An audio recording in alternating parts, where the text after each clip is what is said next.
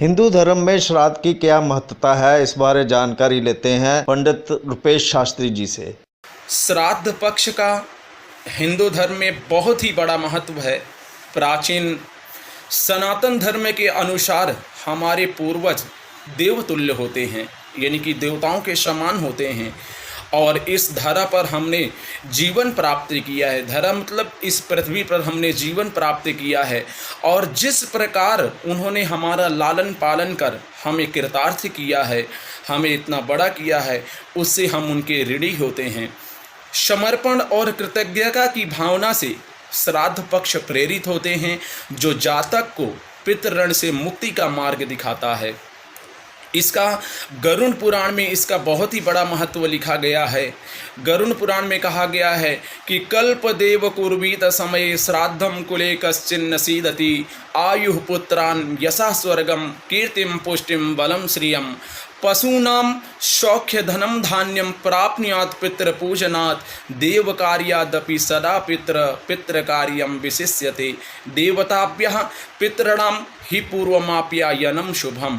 अर्थात समय अनुसार श्राद्ध करने से कुल में कोई दुखी नहीं रहता है।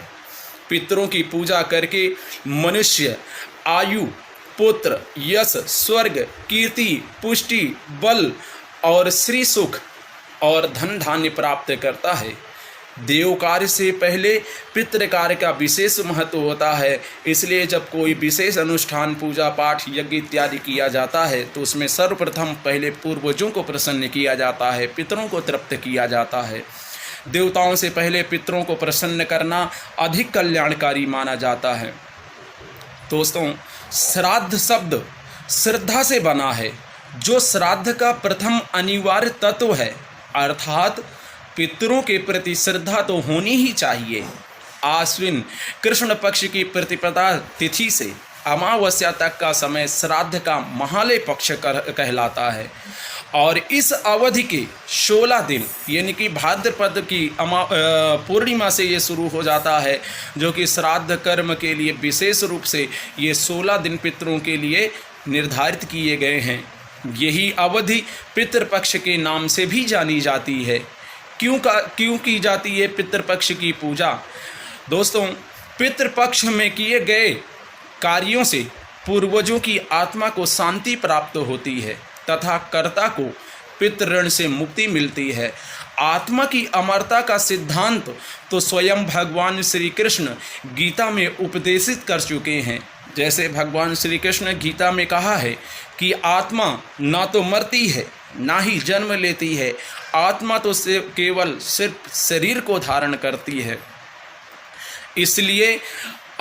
इसलिए विभिन्न योनियों में वो भटकती रहती है, और इस दौरान उसे श्राद्ध कर्म से संतुष्टि मिलती है। जो पूर्वजों को पितृ कर्म करते हैं, श्राद्ध करते हैं, उनको पितरों की आत्मा को संतुष्टि मिलती है, और वो अपने आने वाली पीढ़ियों को आशीर्वाद प्रदान करते हैं, जिससे कि इंसान धन धान्य से परिपूर्ण रहता है, सुखी रहता है, संपन्न रहता है। इसलिए श्राद्ध कर्म अवश्य करना चाहिए। शास्त्रों में देवताओं से पहले पितरों को प्रसन्न करने का अधिक कल्याणकारी कहा गया है। यही कारण है कि देव पूजन से पहले पितृ पूजन किया जाने का विधान होता है। इसलिए सभी को श्राद्ध कर्म, जिसकी जो तिथि बनती है, उस तिथि पे सभी को श्राद्ध कर्म करना चाहिए। जिनको कोई तिथि का ज्ञान ना हो तो वो अमावस्या के दिन संपूर्ण पितरों के लिए वो श्राद्ध कर सकते हैं। और जिनकी मृत्यु अकाल मृत्यु होती है, जैसे कि एक्सीडेंट, जहर खा के मरना, या किसी प्रकार से अल्पकाल में ही उसकी मृत्यु हो जाना, तो इत्यादि इनके लिए चतुर्दशी तिथि यानी कि 14वें तिथि को इनका श्राद्ध करना चाहिए। तो आप सबको श्राद्ध पर्व पर अनंत हार्दिक शुभकामनाएं। आपके पितृ सभी शांति मिले, सभी का आशीर्वाद प्राप्त हो। जय माता दी, जय श्री हरि। उम्मीद करते हैं कि आपको हमारी यह जानकारी पसंद आई होगी। इसी तरह की जानकारियों के लिए हमारे चैनल को सब्सक्राइब, लाइक और शेयर ज़रूर करें। ऐसी ही किसी जानकारी के साथ जल्द ही आपके रूबरू होंगे। तब तक के लिए हमें दें इजाज़त। शुक्रिया।